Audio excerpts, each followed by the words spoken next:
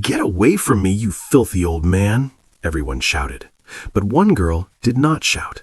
Shivering in her thin waitress uniform, she sat next to him and broke her only sandwich in half. "I do not have much," she whispered, "but we can share." The billionaire hid his face to hide his tears. She had no idea he owned the very bench they were sitting on. This is the story of Jasmine Cooper. She is 24 years old. She works as a waitress at Le Blanc, the most expensive French restaurant in New York City. But Jasmine does not eat fancy food. She does not wear fancy clothes. Every single dollar she earns goes to one person: her grandmother, the woman who raised her when her parents abandoned her as a baby.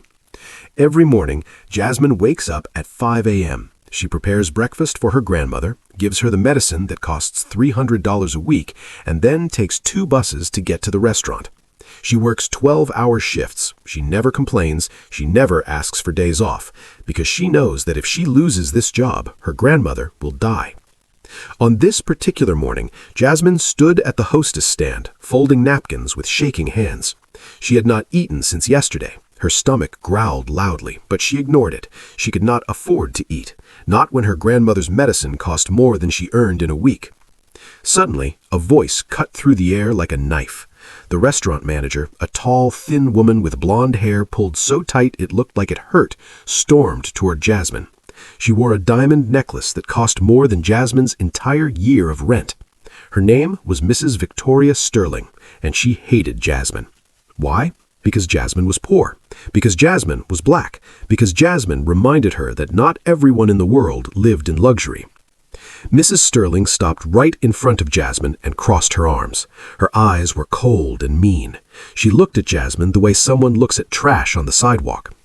The manager's voice was loud enough for everyone in the restaurant to hear. She wanted to humiliate Jasmine in front of the other staff. She wanted to remind Jasmine that she was nothing. "Do you know what time it is?" the manager asked, her voice dripping with fake sweetness. Jasmine's heart sank. She knew that tone. It was the tone the manager used when she was about to destroy her in front of everyone. Jasmine looked down at the floor and whispered, "It is 2:15 p.m., ma'am." The manager laughed. It was a cruel laugh, a laugh that said she was enjoying this. The manager repeated, "It is 2:15 p.m., mocking Jasmine's soft voice. "And do you know what you were supposed to do at 2 p.m.? Jasmine's hands started shaking. She tried to remember. What was she supposed to do at 2 p.m.? She had been folding napkins. She had been cleaning tables. She had been doing everything the manager told her to do. I was folding the napkins, ma'am," Jasmine said quietly, her voice trembling with fear. "I told you to." But the manager cut her off. She did not want to hear excuses. She just wanted to yell. "You are late," the manager screamed. "Do you think the customers want to see wrinkled napkins? Do you think this restaurant runs itself?" The other waiters snickered. They whispered to each other and laughed behind their hands. Jasmine felt her cheeks burn with shame. She wanted to cry, but she could not. Not here, not in front of them. If she cried, they would laugh even harder. Jasmine kept her eyes on the floor and said, "I am sorry, ma'am. I will fold them faster next time." The manager rolled her eyes and let out a long, dramatic sigh. She looked at Jasmine like she was the most annoying person in the world. "Next time?" the manager said, her voice dripping with sarcasm. "Oh, honey, there might not be a next time for you. You are lucky I even let you work here. Do you know how many people would kill for your job?" Jasmine's eyes filled with tears, but she blinked them back. She could not lose this job. She could not. "Please, ma'am," Jasmine whispered, her voice breaking. "I need this job. My grandmother is sick. I cannot afford to lose." But the manager did not care. She waved her hand in the air like she was swatting away a fly. "I do not care about your grandmother, Jasmine," the manager said coldly. "I care about my restaurant. Now get back to work before I change my mind about keeping you." Jasmine nodded quickly and turned to leave. Her vision was blurry with tears, but she refused to let them fall. Not yet. She walked quickly to the back of the restaurant, her head down, her heart breaking. Jasmine had worked at Le Blanc for 3 years. 3 years of being yelled at, 3 years of being treated like garbage. But she could not quit. She needed the money. Her grandmother, Mama Rose, had diabetes. Without her medicine, she would die, and Jasmine could not let that happen. Mama Rose was the only family she had left. At 3 p.m., Jasmine finally got her break. She only had 15 minutes, but it was enough time to sit down and eat the sandwich she had packed that morning. Jasmine walked to the small park across the street from the restaurant. The park was busy. People in expensive suits and designer coats walked past her, talking on their phones, laughing, living their perfect lives. They didn't even look at her. Jasmine sat down on a bench and carefully unwrapped her sandwich. It wasn't much, just 2 slices of old bread with a tiny bit of peanut butter, but it was all she had. Her hands were shaking from exhaustion. She had not slept well in weeks. Every night, she stayed up late taking care of Mama Rose, changing her bandages, giving her medicine, and praying she would live one more day. Jasmine whispered to herself, her voice barely audible. Just one more week. One more paycheck. Then I can pay for her medicine. Just one more week. But before she could take a bite, she heard shouting. "Get away from me, you filthy old man," a man yelled, his voice full of disgust. "Oh my God, he smells like garbage," a woman shrieked. "Someone call the police." "You do not belong here," shouted another man. "Go back to the shelter." Jasmine looked up and saw him. An old homeless man was sitting at the far end of her bench. He was wearing torn, dirty clothes. His beard was long and gray. His hands were covered in dirt, and he smelled bad, really bad. But Jasmine did not shout at him. She did not run away. She just looked at him. And in that moment, she saw something that no one else saw. She saw a human being. What Jasmine didn't know was that this wasn't just any homeless man. This was Marcus Whitmore, a 45-year-old billionaire. He owned Whitmore Industries, the largest real estate company in the world. He had 17 mansions, he had 50 cars, he had more money than most people could even imagine. But Marcus was tired. Tired of fake people, tired of women who only loved him for his money, tired of never knowing who he could trust. So Marcus made a plan, a crazy plan. He disguised himself as a homeless man and went out into the streets to find a woman with a pure heart, a woman who would love him even when he had nothing. And now, sitting on this bench, cold and hungry and covered in dirt, he was beginning to think that woman did not exist, until he met Jasmine. Jasmine stood up slowly. The crowd gasped. They could not believe what they were seeing. This girl was walking toward the homeless man. Was she crazy? People shouted at her, "What are you doing? Do not go near him!" But Jasmine ignored them. She sat down next to the homeless man and carefully broke her sandwich in half. Her hands were gentle. Her eyes were kind. "Excuse me, sir," Jasmine said softly. "I do not have much, but we can share." Marcus froze. He could not believe it. This girl, this poor, tired, beautiful girl, was giving him her only food. He looked at her face. There was no pity in her eyes, no disgust, just kindness, pure, unfiltered kindness. Marcus felt his throat tighten. He had not cried in 20 years, but now, sitting on this bench with this stranger, he could not stop the tears from coming. He quickly hid his face with his dirty hand, pretending to cough. He did not want her to see him cry. His voice was rough and broken when he finally spoke. You do not have to do that, miss." Jasmine smiled. It was a sad smile, but it was real. "I know," she said gently, "but I want to. Everyone deserves kindness, sir. We are all human." Marcus took the sandwich with trembling hands. He wanted to speak. He wanted to tell her who he really was. He wanted to thank her, but he could not. Not yet. Marcus Whitmore had just met the woman he had been searching for his entire life, but she had no idea that he was a billionaire, no idea that he owned the very bench they were sitting on, no idea that this moment would change her life forever. Jasmine looked at her phone. 3:18 p.m. Her heart stopped. She was late. She was 18 minutes late. "Oh no, oh no, no, no," Jasmine whispered, panic rising in her chest. "I am so late, I am so late."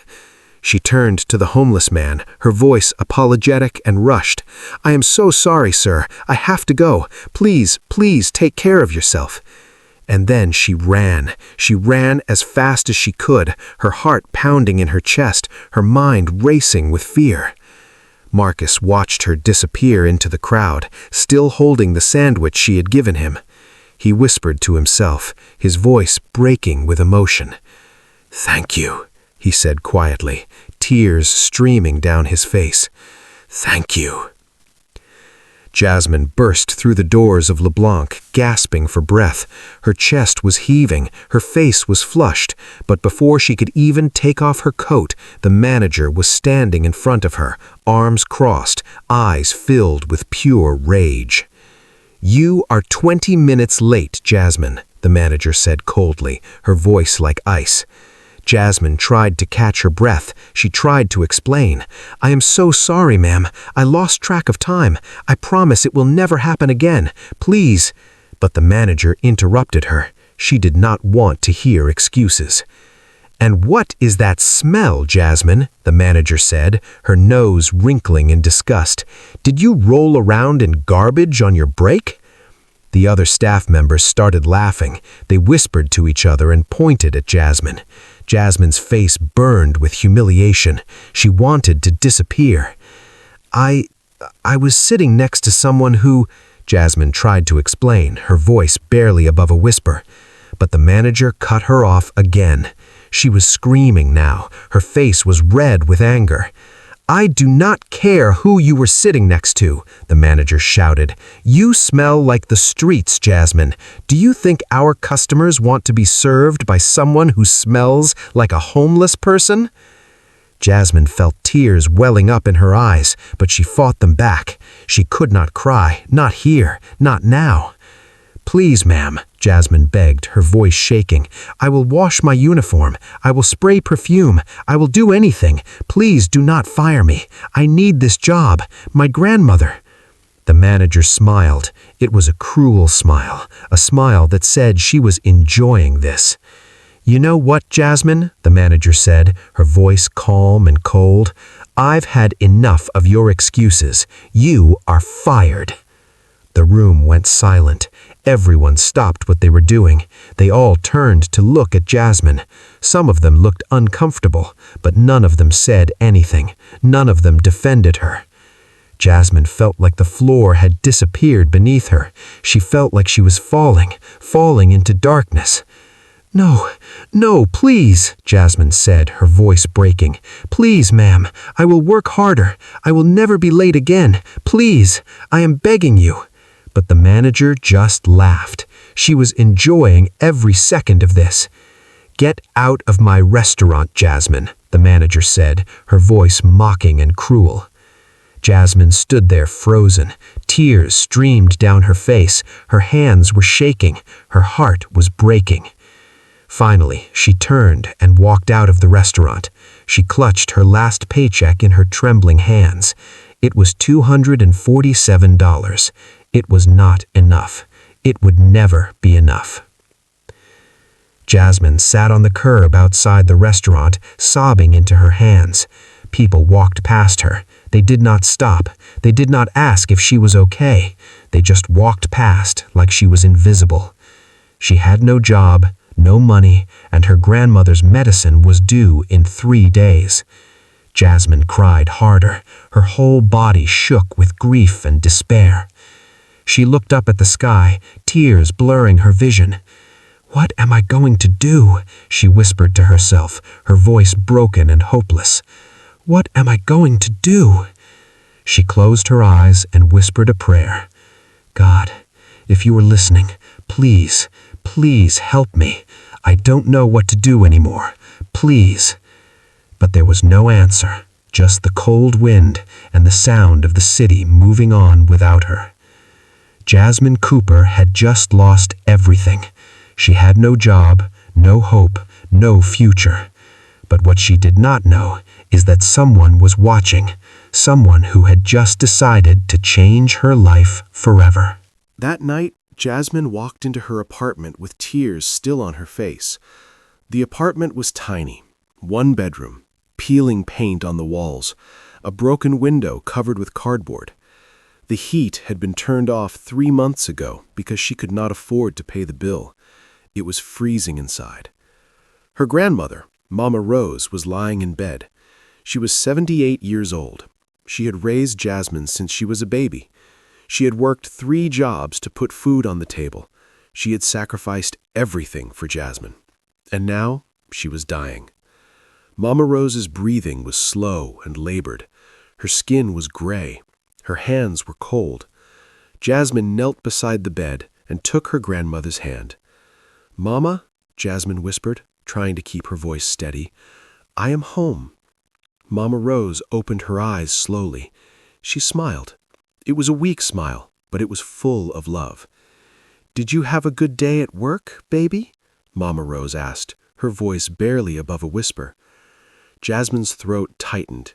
She did not want to tell her grandmother the truth. She did not want to break her heart. So she lied.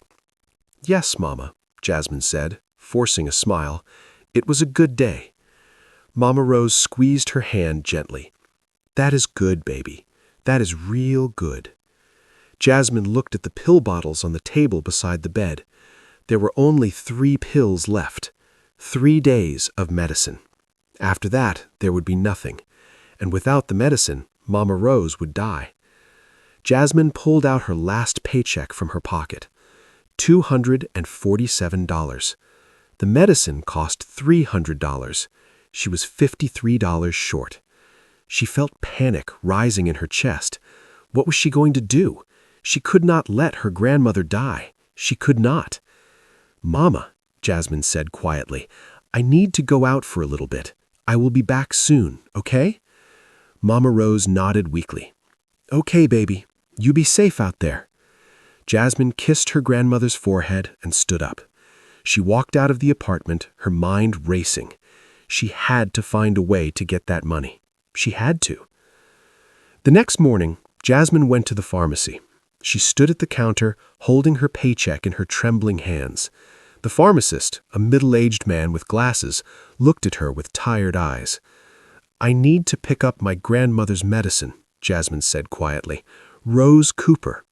The pharmacist nodded and went to the back. A few minutes later, he returned with a small white bag. "That will be $300. Jasmine handed him her paycheck. "I only have $247. Can I pay the rest next week? Please, my grandmother needs this medicine. She will die without it." The pharmacist sighed. He looked uncomfortable. "I am sorry, miss. I cannot give you the medicine unless you pay the full amount. Store policy." Jasmine felt tears burning in her eyes. "Please, sir, please. I am begging you. I will pay you back, I promise." But the pharmacist shook his head. "I am sorry. I really am. But there is nothing I can do." Jasmine stood there, frozen. She felt like the world was collapsing around her. She turned and walked out of the pharmacy, her heart breaking into a million pieces. She sat down on the steps outside the pharmacy and buried her face in her hands. She cried so hard her whole body shook. What was she going to do? How was she going to save her grandmother? After a few minutes, she wiped her tears and stood up. She made a decision. She would use the $247 to buy the medicine. She would go without food. She would go without rent. She did not care. Her grandmother was more important than anything. Jasmine went back inside the pharmacy. She asked the pharmacist if there was a cheaper version of the medicine. He told her there was. It was not as strong, but it would help. It cost $240. Jasmine bought it. She walked out of the pharmacy with $7 left in her pocket. $7. That was all she had in the world. Jasmine had no job, no money, no hope. But she could not go home yet. She could not face her grandmother, not like this. So she went back to the park. She sat on the same bench where she had met the homeless man the day before. She looked down at the $7 in her hand and felt her chest tighten. How was she going to survive? How was she going to eat? How was she going to pay rent? And then she heard a voice. "Excuse me, miss." Jasmine looked up. It was him, the homeless man from yesterday. He was sitting on the other end of the bench, looking at her with sad, tired eyes. "You came back," the man said quietly. Jasmine nodded. She did not have the energy to speak. The man looked at her for a long moment. Then he said, "You look sad. Are you okay?" Jasmine felt tears welling up in her eyes again. She shook her head. "No, I am not okay." The man nodded slowly. "Me neither." They sat in silence for a few minutes. Then Jasmine did something she did not expect. She started talking. She told the homeless man everything. She told him about losing her job. She told him about her grandmother. She told him about the medicine. She told him about the $7 in her pocket. The man listened. He did not interrupt. He did not judge. He just listened. When Jasmine finished, she felt a little lighter, like a weight had been lifted off her chest. "I am sorry," the man said quietly. "I am so sorry you are going through this." Jasmine wiped her eyes. "It's okay. I will figure it out. I always do." The man looked at her with something that looked like admiration. "You are a strong woman." Jasmine let out a sad laugh. "I don't feel strong. I feel broken." The man reached into his torn coat pocket and pulled out a crumpled $5 bill. He held it out to her. "Here," he said. "Take this. It's not much, but maybe it will help." Jasmine stared at the money in shock. "No, no, I cannot take your money. You need it more than I do." But the man insisted. "Please, you helped me yesterday. Let me help you today." Jasmine hesitated. Then, slowly, she reached out and took the $5. "Thank you," she whispered. "Thank you so much." The man nodded. Then he stood up and started to walk away. But before he left, he turned back and looked at her one more time. "You were a good person," he said quietly. "Don't ever forget that." And then he disappeared into the crowd. Jasmine sat on the bench, holding the $5 in her hand, tears streaming down her face. She had $12 now. It wasn't much, but it was something. That evening, Jasmine went to the dollar store. She bought a loaf of bread, a jar of peanut butter, and a small blanket. She had $2 left. When she got home, she gave her grandmother the medicine. Mama Rose smiled and thanked her. Jasmine sat beside the bed and held her grandmother's hand. "Mama," Jasmine said quietly, "can I ask you something?" "Of course, baby." "Why do you think bad things happen to good people?" Mama Rose was quiet for a moment. Then she squeezed Jasmine's hand gently. "I don't know, baby, but I do know this. God sees everything. And when you do good in this world, even when nobody is watching, God remembers. And one day, He will reward you." Jasmine nodded, tears in her eyes. She wanted to believe that. She wanted to believe that things would get better. But right now, it was hard. The next day, Jasmine went back to the park. She didn't know why. She just felt like she needed to. Maybe she would see the homeless man again. Maybe he would be hungry. Maybe she could share her bread with him the way he had shared his money with her. She sat on the bench and waited. And after a few minutes, he appeared. He walked slowly towards the bench, his head down, his shoulders hunched. Jasmine smiled. She reached into her bag and pulled out the small blanket she had bought. It was thin and cheap, but it was warm. "Excuse me, sir," Jasmine said gently. The man looked up. His eyes widened when he saw her. "I brought you something," Jasmine said. She held out the blanket. "I know it's not much, but it's getting cold at night. I thought maybe this could help keep you warm." The man stared at the blanket. For a moment, he did not move. Then slowly, he reached out and took it. His hands were shaking. He looked at Jasmine, and for the first time, she saw his face clearly. His eyes were red and watery. He looked like he was about to cry. "Why?" he whispered, his voice breaking. "Why are you being so kind to me? You don't even know me." Jasmine smiled. It was a sad smile, but it was real. Because everyone deserves kindness, sir. We are all human. We are all struggling. And sometimes all we need is for someone to remind us that we are not alone. The man covered his face with his hands and started to cry. His whole body shook. Jasmine reached out and gently placed her hand on his shoulder. "It is okay," she whispered. "It is okay." They sat there for a long time, two broken people, two souls trying to survive, and in that moment, they were not alone. That night, Marcus went back to his secret penthouse.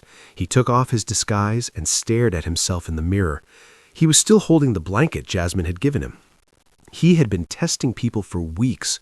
Hundreds of people had walked past him. Hundreds of people had yelled at him, ignored him, cursed at him, but not one person had shown him kindness. Not one. Until Jasmine. Marcus sat down on his bed and held the blanket in his hands. He thought about her face. He thought about her voice. He thought about the way she had looked at him, not with pity, but with love. "She is the one," Marcus whispered to himself, tears streaming down his face. "She is the one I have been looking for." But then his face darkened. He thought about how she had been fired. He thought about how she was struggling. He thought about her sick grandmother. Marcus made a decision. He was going to help her, but not yet, not as himself. He needed to test her one more time. He needed to make sure her kindness was real, because if it was, he was going to change her life forever. If you think Jasmine deserves better, hit the like button right now and subscribe to this channel for more stories like this. Trust me, what happens next will blow your mind. 3 days passed, 3 days of Jasmine searching for work. She went to every restaurant in the city, every coffee shop, every store, but nobody would hire her. Why? Because Mrs. Victoria Sterling, the manager who had fired her, had made phone calls. She had told every business owner in the area that Jasmine was unreliable, that she was dirty, that she smelled like homeless people. Mrs. Sterling had destroyed Jasmine's reputation, and she had done it on purpose because she enjoyed watching people suffer. Jasmine had knocked on 23 doors. All 23 had said no. Some did not even let her finish speaking. They just looked at her and shook their heads. One manager laughed in her face and said, "We do not hire people like you here." By the end of the 3rd day, Jasmine was broken. She sat on the steps of a closed store and buried her face in her hands. She had $2 left. $2. Her grandmother's medicine would run out tomorrow, and she had no way to get more. Jasmine looked up at the sky. It was getting dark.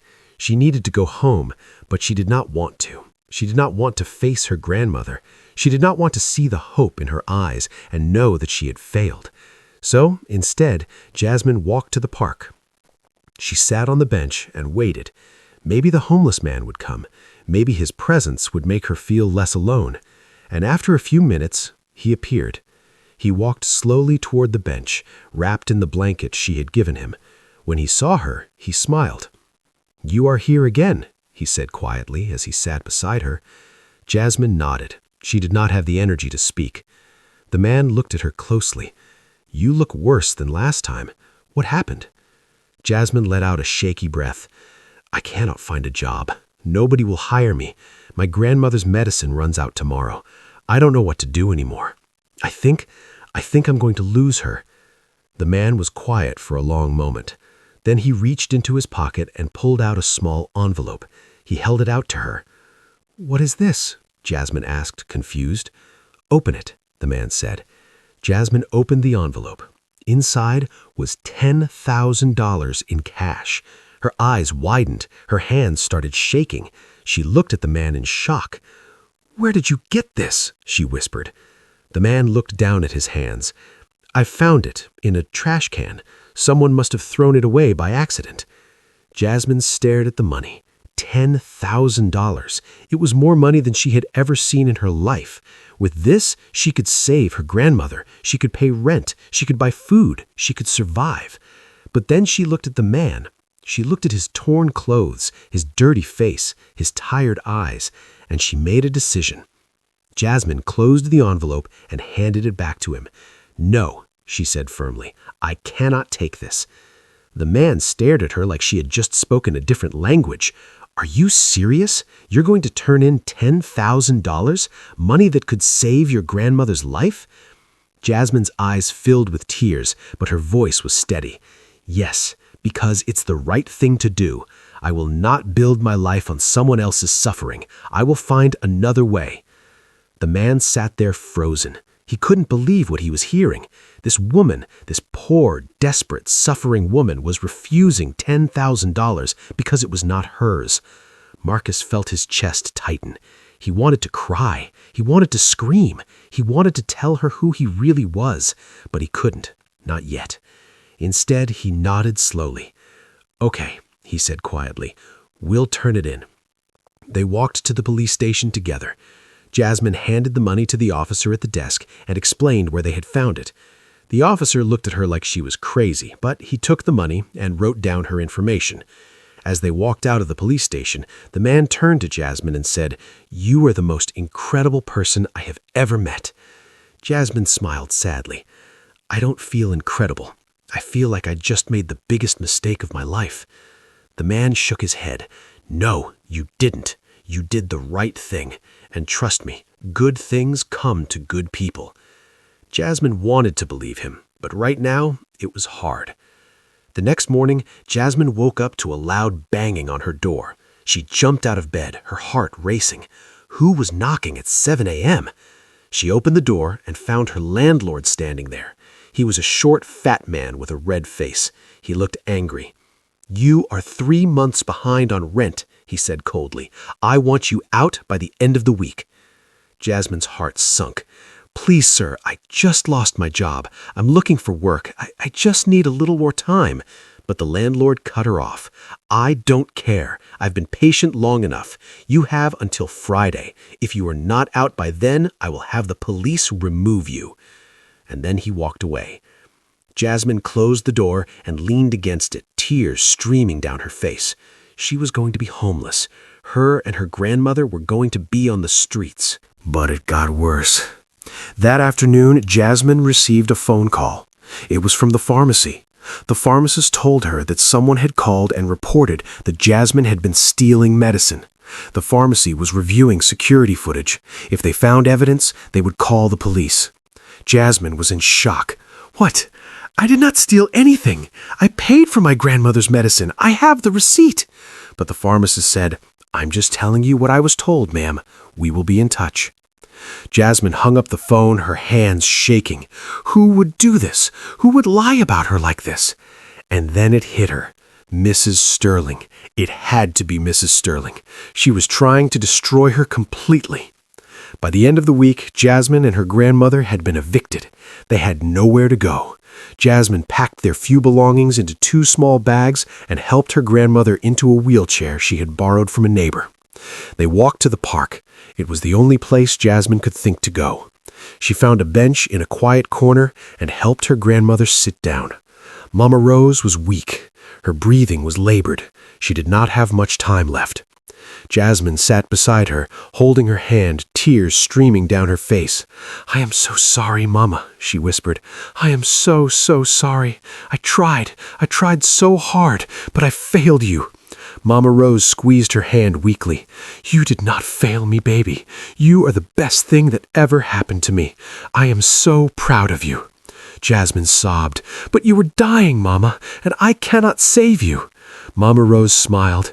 "It is okay, baby. When I go, I will be with the Lord, and I will be watching over you, always." Jasmine buried her face in her grandmother's shoulder and cried. And from across the park, hidden behind a tree, Marcus watched. He watched Jasmine suffer. He watched her cry, and he could not take it anymore. He pulled out his phone and made a call. "It is time," he said. "Get everything ready. I am ending this tonight." That night, as Jasmine sat beside her grandmother on the bench, a black limousine pulled up to the park. Jasmine looked up, confused. Who would drive a limousine to a park at night? The door opened and a man in a suit stepped out. He walked toward Jasmine. "Excuse me, miss, are you Jasmine Cooper?" Jasmine nodded slowly, her heart racing. "Yes. Why?" The man smiled sadly. "Someone would like to speak with you." He gestured toward the limousine, and then, slowly, the homeless man stepped out. But he was not homeless anymore. He was clean, his beard was trimmed, his clothes were expensive. He looked like a completely different person. Jasmine stared at him in shock. You are not homeless?" The man smiled sadly. "No, I am not." "Then who are you?" asked Jasmine, her voice shaking. The man opened his mouth to answer, but before he could speak, a woman's voice cut through the air like a knife. "Jasmine Cooper!" Jasmine turned and saw Mrs. Sterling marching toward her, flanked by 2 police officers. Her face was filled with rage. "There she is! That is the girl who has been stealing from pharmacies! Arrest her!" Jasmine's eyes widened in horror. "What? No, I did not steal anything!" But Mrs. Sterling laughed. "You heard me, officers. Arrest her. She is a thief, and she is homeless. She is probably dangerous." One of the officers stepped forward. "Ma'am, we are going to need you to come with us." Jasmine looked at Marcus, panic in her eyes. "Please, please help me. I did not do anything wrong." But Marcus stepped back into the shadows. He needed to see how this played out. He needed to know if Mrs. Sterling would tell the truth or continue lying. And Mrs. Sterling continued lying. She told the officers that Jasmine had stolen from her restaurant, that Jasmine had threatened her, that Jasmine was unstable. Jasmine was handcuffed, she was crying, she was screaming that she was innocent, but nobody listened. They dragged her away as her grandmother cried out, "Please, do not take my baby, please!" Marcus watched it all, and in that moment he made a decision. He was going to make Mrs. Sterling pay. He was going to make everyone who would ever hurt Jasmine pay. Tomorrow the truth would come out, and when it did, the world would never be the same. Jasmine sat in a cold, gray interrogation room. Her hands were cuffed to the table. Her face was swollen from crying. She had been there for 3 hours. 3 hours of being questioned. 3 hours of being called a liar. 3 hours of hell. The detective sat across from her, arms crossed. "Miss Cooper, we have 3 witnesses who say you stole medicine from Bradford Pharmacy. We have a manager from LeBlanc Restaurant who says you stole food and money. And we have records showing you were evicted for suspicious activity. You are in a lot of trouble." Jasmine shook her head weakly. "I did not steal anything. Please, you have to believe me. Mrs. Sterling is lying. She fired me because she hates me, and now she is trying to ruin my life." The detective sighed. "That is what they all say." Just then, the door to the interrogation room opened. A police officer stepped inside. "Detective, there is someone here to see you. He says it is urgent. He says it is about the Cooper case." The detective stood up. "I will be right back." He walked out of the room, leaving Jasmine alone. She put her head down on the table and cried. She had lost everything: her job, her home, her freedom, and soon she would lose her grandmother. The detective walked into the lobby and stopped dead in his tracks. Standing there, surrounded by a team of lawyers in expensive suits, was Marcus Whitmore, the billionaire, the man whose face was on the cover of every business magazine in the country. The detective's eyes widened. "Mr. Whitmore? What are you doing here?" Marcus stepped forward, his face serious. "I am here about Jasmine Cooper. You are holding an innocent woman." The detective blinked in confusion. "I am sorry, sir, but we have multiple witnesses who—" Marcus cut him off. "Your witnesses are lying, and I can prove it." He gestured to one of his lawyers, who stepped forward and handed the detective a tablet. On the screen was security footage. Footage from the park, footage from the restaurant, footage from the pharmacy. "Watch," Marcus said coldly. The detective watched the footage. His face went pale. The footage showed Mrs. Sterling making phone calls. It showed her paying people to lie about Jasmine. It showed her planting stolen items in Jasmine's locker at the restaurant. The detective looked up at Marcus in shock. This is evidence of fraud, of false reporting. Mrs. Sterling could go to jail for this. Marcus nodded. "Yes, she could, and she will. But first, I need you to release Jasmine Cooper right now." The detective hesitated. "Mr. Whitmore, I do not understand. Why do you care about this girl? Marcus looked him dead in the eyes. Because she is the only good person I have ever met, and I will not let her suffer for one more second. 10 minutes later, the door to the interrogation room opened. Jasmine looked up, her eyes red and swollen. The detective stepped inside, followed by Marcus. Miss Cooper, you are free to go. All charges have been dropped. We have evidence that proves you were falsely accused. Jasmine stared at him in shock. What? I do not understand. The detective unlocked her handcuffs. I am sorry for what you went through. This should never have happened.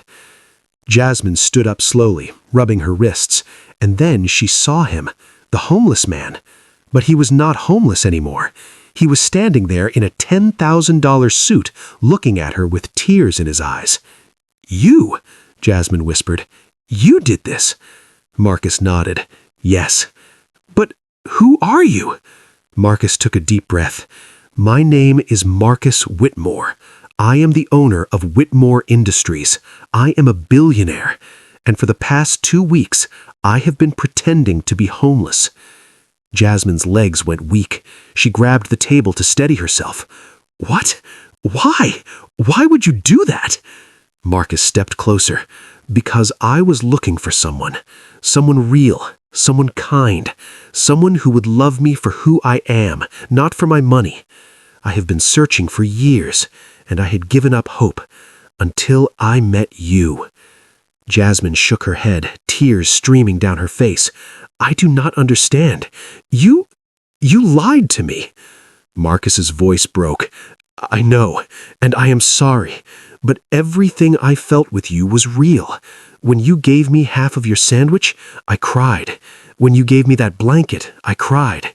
When you turned in that $10,000 instead of keeping it, I cried. You are the purest soul I have ever met, Jasmine, and I have fallen in love with you. Jasmine stared at him in shock. You what?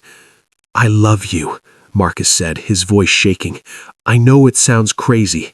I know you probably hate me right now, but I love you, and I want to spend the rest of my life proving to you that you are the most incredible woman in the world. Jasmine did not know what to say. She did not know what to feel. Part of her was angry. Part of her was confused. But part of her, a small, fragile part of her, felt hope. My grandmother, Jasmine whispered. I need to get back to my grandmother. Marcus nodded. I know. My car is outside. Let me take you to her. They rushed back to the park. Jasmine's heart was pounding. She prayed her grandmother was still alive. When they arrived, Mama Rose was still sitting on the bench, but she was barely conscious. Jasmine ran to her and knelt down, taking her hand. Mama, I'm here. Mama opened her eyes weakly. Jasmine, baby. Mama, you are going to be okay. I'm going to get you help, I promise. Marcus stepped forward and pulled out his phone. I am calling my private doctor. He will be here in 5 minutes. Jasmine looked up at him, tears streaming down her face. Thank you so much. Marcus knelt down beside her. He looked at Mama Rose. Mrs. Cooper, my name is Marcus. I am going to take care of you and your granddaughter. You will never suffer again, I promise. Mama Rose looked at him with tired eyes, and then, slowly, she smiled. You are the man from the bench, the one my Jasmine fed. Marcus nodded, with tears in his eyes. Yes, ma'am, I am. Mama squeezed Jasmine's hand. He's a good man, baby. I can see it in his eyes. Within minutes, an ambulance arrived. Not a regular ambulance, a private medical team sent by Marcus. They carefully lifted Mama Rose onto a stretcher and rushed her to the best hospital in the city. Marcus and Jasmine rode in the car together. The silence was heavy. Finally, Jasmine spoke. Why did you let Mrs. Sterling arrest me? Why did you not stop it? Marcus looked down at his hands, shame on his face. Because I needed to see if she would tell the truth. I needed to know how evil she really was. And I was gathering evidence. I am sorry, Jasmine. I should have stopped it sooner. Jasmine was quiet for a long moment. Then she said, "What are you going to do to her?" Marcus's eyes darkened. "I am going to make sure she pays for everything she did to you." The next morning, Mrs. Sterling was arrested. Police officers walked into LeBlanc restaurant during the lunch rush and handcuffed her in front of everyone. The charges? Fraud, false reporting, harassment, and conspiracy. Mrs. Sterling screamed, she cried, she begged, but nobody listened, the same way she hadn't listened when Jasmine begged. Marcus bought LeBlanc restaurant. He fired every single person who had laughed at Jasmine, and then he renamed it Jasmine's Grace. The news spread across the city. Everyone was talking about the billionaire who had pretended to be homeless and the waitress who had shown him kindness. Jasmine's face was on every news channel. 1 week later, Mama Rose was in a private hospital room. The best doctors in the country were treating her.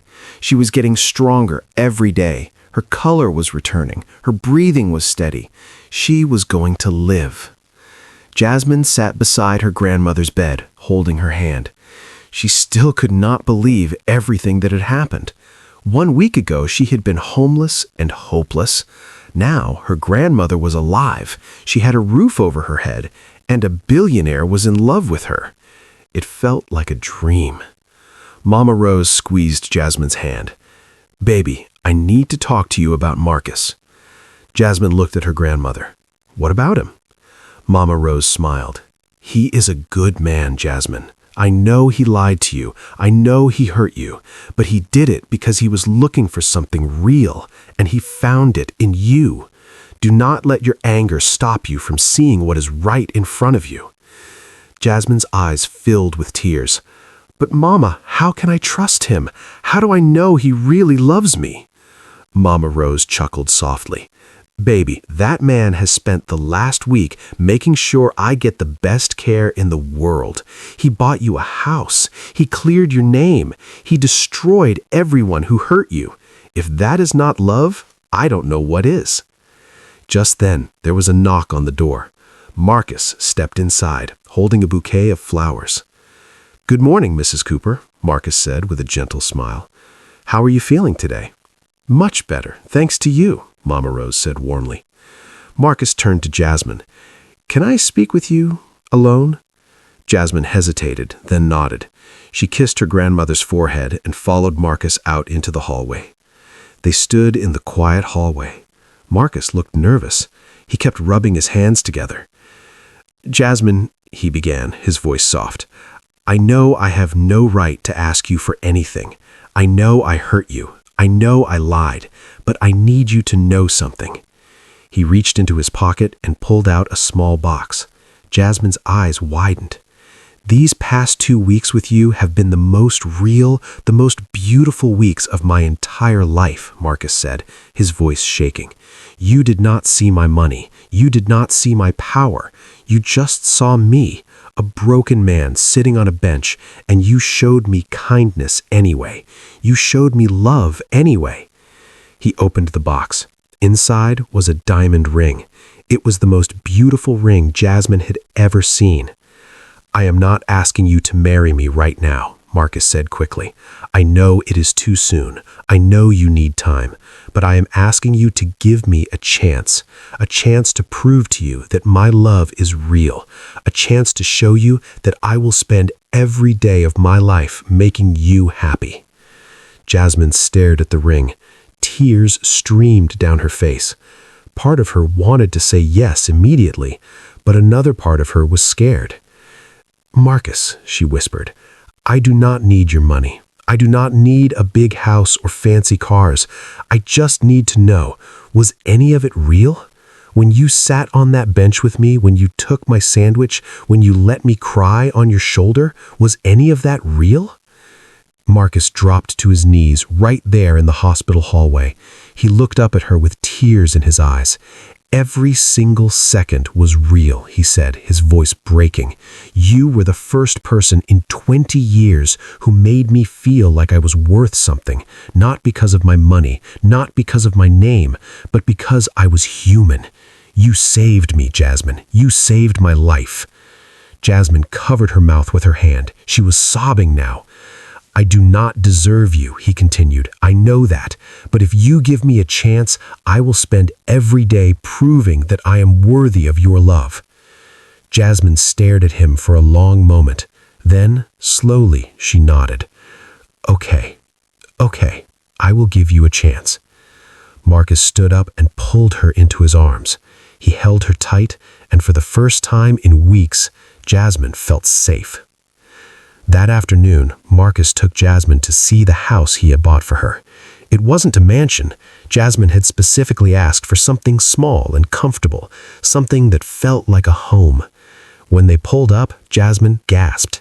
It was a beautiful 2-story house with a white picket fence. There was a garden in the front yard, a porch swing. It looked like something out of a fairy tale. This is for you, Marcus said softly, for you and your grandmother. It's fully paid off, no rent, no mortgage, it's yours. Jasmine walked through the house in a daze. Every room was perfect. There was a bedroom for her, a bedroom for her grandmother, a kitchen with new appliances, a living room with comfortable furniture. And in the backyard, there was a garden, a big, beautiful garden with flowers and vegetables and a small bench. Jasmine turned to Marcus, tears streaming down her face. I don't know what to say. Marcus smiled. You don't have to say anything. Just be happy. That's all I want. 6 months later, Marcus invited Jasmine to a charity gala. It was one of the biggest events of the year. All of New York's wealthiest and most powerful people would be there. Jasmine was nervous. She'd never been to anything like this before. But Marcus held her hand and whispered, "You belong here. You belong anywhere you want to be." When they walked into the ballroom, everyone turned to look. Jasmine was wearing a beautiful red dress that Marcus had bought for her. She looked stunning. Marcus led her to the stage. He took the microphone and addressed the crowd. "Good evening, everyone," Marcus said with a strong and confident voice. "Thank you all for coming tonight. We are here to raise money for a cause that is very important to me, a cause that was inspired by the most incredible woman I have ever met." He turned to Jasmine and held out his hand. She walked onto the stage, her heart pounding. "This is Jasmine Cooper," Marcus said, looking at her with so much love it made her heart ache. "6 months ago, I was disguised as a homeless man, sitting on a park bench, convinced that good people didn't exist anymore. And then Jasmine sat down next to me. She gave me half of her sandwich, she gave me a blanket, she gave me hope." The crowd was silent. Everyone was listening. "Jasmine taught me that kindness is not about how much money you have. It's about how much love you have in your heart. And tonight, I am proud to announce that we are launching the Mama Rose Foundation, a foundation dedicated to helping homeless individuals and families in need, a foundation that will provide food, shelter, medicine, and hope." The crowd erupted in applause. Jasmine was crying. She couldn't believe this was happening. Marcus turned to her and got down on one knee. Jasmine's eyes widened. The crowd gasped. "Jasmine Cooper," Marcus said, his voice shaking with emotion. "6 months ago, you saved my life. You showed me what real love looks like. And now, I want to spend the rest of my life showing you the same. Will you marry me?" Jasmine couldn't speak. She couldn't breathe. She just nodded, tears streaming down her face. "Yes," she finally whispered. "Yes, I will marry you." Marcus slipped the ring on her finger and stood up. He pulled her into his arms and kissed her. The crowd erupted in applause and cheers. 3 months later, Marcus and Jasmine were married in a small, beautiful ceremony. Mama Rose was there, healthy and strong, crying tears of joy. All of Jasmine's friends were there, and even some of the people from the park, the people who had once ignored the homeless man, were there, ashamed but grateful to witness the love story they had almost missed. Jasmine walked down the aisle in a simple white dress. She looked like an angel. When she reached Marcus, he took her hands and whispered, "You are the most beautiful thing I have ever seen." They exchanged vows. They promised to love each other through good times and bad. They promised to never forget where they came from. They promised to always be kind. And when the officiant said, "You may kiss the bride," Marcus kissed Jasmine like she was the only person in the world. 1 year later, Jasmine stood in the main office of Jasmine's Grace, the restaurant that used to be LeBlanc. She was the owner now. Marcus had given it to her as a wedding gift. But Jasmine had transformed it. It was no longer a fancy French restaurant for rich people.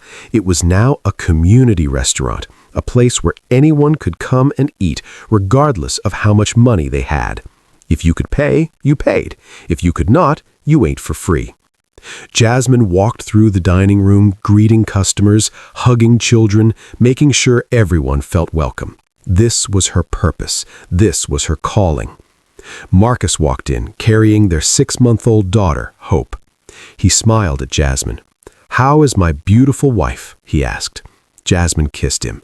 "Happy, so happy." Marcus looked around the restaurant. "You have changed so many lives, Jasmine. You have changed my life." Jasmine smiled. "We changed each other." They stood there together, holding their daughter, watching people eat and laugh and live. And in that moment, Jasmine realized something. She had started with nothing. She had been fired, humiliated, and broken. But through kindness, through love, through faith, she had found everything. And she would never forget the lesson she had learned. No matter how dark life gets, kindness always wins. And that is the story of Jasmine Cooper and Marcus Whitmore, a story of love, kindness, and second chances. Jasmine went from being a waitress with nothing to a wife, a mother, and a philanthropist who changed thousands of lives. Marcus went from being a lonely billionaire to a man who finally understood what true love meant. And together, they built a life filled with purpose and joy. As for Mrs. Victoria Sterling, she was sentenced to 2 years in prison for fraud and false reporting. She lost everything: her job, her reputation, her freedom. And when she was finally released, she had learned her lesson. She spent the rest of her life volunteering at homeless shelters, trying to make up for the cruelty she had caused. Because in the end, the universe has a way of balancing things out. Good people get their reward, and cruel people get what they deserve. If this story touched your heart, please subscribe to this channel and turn on notifications. Share this video with someone who needs to hear it. And remember, no matter how hard life gets, never stop being kind. You never know whose life you might change. Thank you for watching, and may you always find kindness in the darkest moments.